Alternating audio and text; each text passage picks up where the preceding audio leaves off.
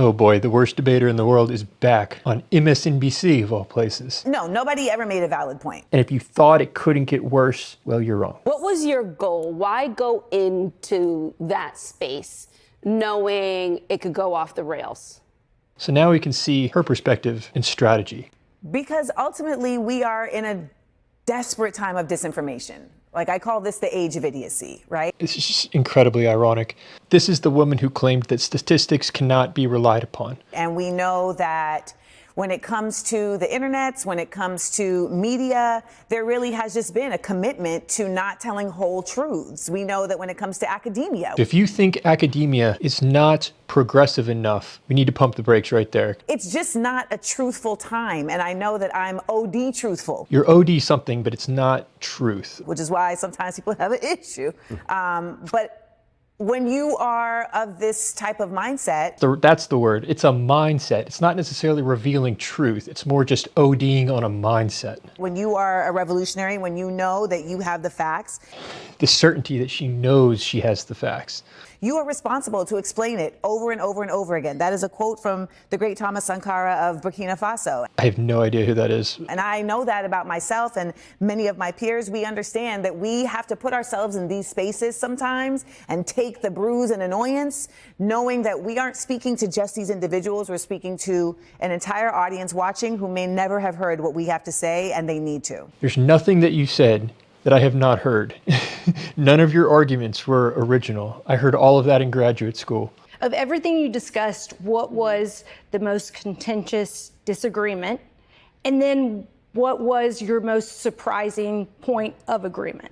Get a load of this. The thing that was most contentious to her was the idea of responsibility for one's own actions.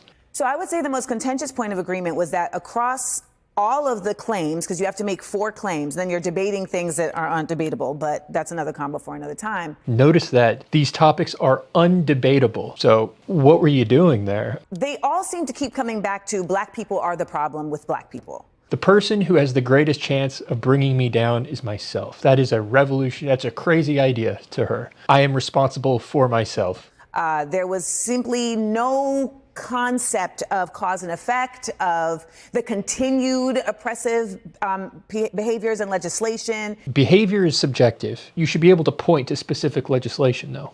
And yet, I have not seen any examples. Talking about the ways in which we are still continuing to see systemic racism experienced across the nation. Notice she does it again. Indicators of it being experienced, which is purely subjective, which means that you don't need evidence. And they just failed to regard that as anything of impact. And it didn't matter how many examples I gave. I would say the surprise point of agreement was actually more of a surprise for them than me, because the last person, you argue a claim that they have, and they had a claim that black people should leave the Democratic Party. And I let him talk, and I let him talk, and then I said, I agree. And he was like, but ultimately, I am of a mind that one of our biggest misses that we did after the civil rights movement was that we didn't form a third party. So would this third party be a black-only party? What are you saying? Was there any moment in that debate where you moved from where you were going into it in a direction one way or the other? What do you think the odds are that she changed her mind on anything? Less than 0, probably. Shout out to the sponsor of this video, Cove Pure. You might have heard Joe Rogan put it once. Why are they putting fluoride in our water? Just brush your damn teeth. And he's got a point. Some people really do find that an example of government overreach. In a study done by JAMA Pediatrics, one of the top medical journals, scientists found that fluoride levels over 2 milligrams per liter of water caused more than a 2-point drop in children's IQ scores. That's why I purify my water with Cove Pure. It removes up to 99.9% of impurities in your water, including fluoride, forever chemicals, microplastics, and more. I've been using this for over 2 months now, and I can tell you that I love it. The family loves it. It's really easy to set up. It looks good. The temperature control is awesome because you can switch from cold, room temperature, hot, even if you want to make tea or something. Right now I'm in North Carolina, and this is a big concern down here. Everyone, ever since the hurricane, you have to have water purification. Click the link in my description box, covepure.com/Warren Smith. For a limited time, you can get a special discount of $200 off of Cove Pure. Was there any moment in that debate where you moved in a direction one way or the other? Did anything I moved further away from them. either further away? That's the only thing. That's not, it was like this. That's it, like, the whole oh my time. gosh. Yeah, because And nobody made a okay, point. you know what? Actually, I'll tell you this. Yeah. It was nobody ever made a valid point. The entire debate, no one made a valid point. Not a valid point. I said nobody. I was going to say nobody made a point that you could say, "Oh, I understand why you are making that point, even if you disagree with it." The MSNBC host seems genuinely shocked by this statement. It was more so that I could understand how they feel. Right. Because they weren't making points. Yeah. They were stating feelings about, I feel this way because this happened to me. You accuse the other side of doing the very thing that you subconsciously know you're doing, but you don't want to acknowledge it. You accuse the other person of doing it. Right. I feel this way because I read a book, and so I feel this way. It's an extremely manipulative behavior. But I went in there, and immediately when I got there, I realized, I actually don't want to argue with these people.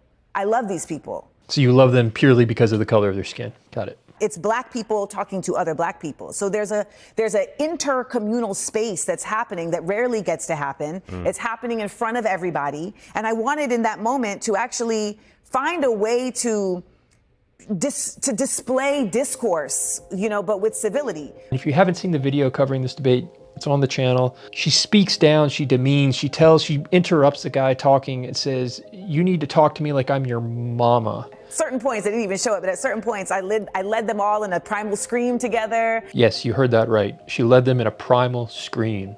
I led them all in a deep breath together, and I really tried my best to get across to them that this is about us figuring out how to align and find a way for us. That's why I'm here. It's almost as though these hosts know that this did not look good for her, but even they do not seem to be able to get through to her. So do you think it was productive, or did it Yeah. descend into name calling? Of course it descended into name calling because I'm human and I'm sassy, I'm spicy. So she admits she descended into name calling moments after talking about how she was there to bring civility.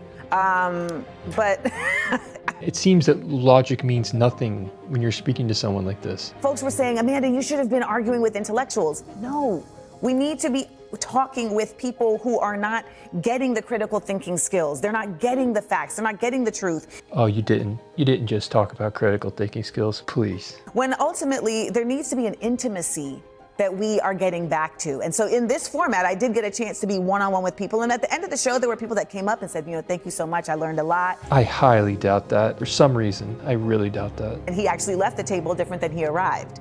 And so I think, yes, it was useful because ultimately a debate is not about who you're debating, it's who's watching you debate. And the goal is not to change the other person's mind, but to defend your stance in such a way that the people watching say, yeah, I gotta go with that side. I wish they had asked her, why do you think this went so viral? I have not seen anyone cover this debate and point out how good she did. I haven't seen anyone speak favorably of her performance. I don't even think these MSNBC hosts think she did well, really. And you can kind of feel it simmering just beneath the surface.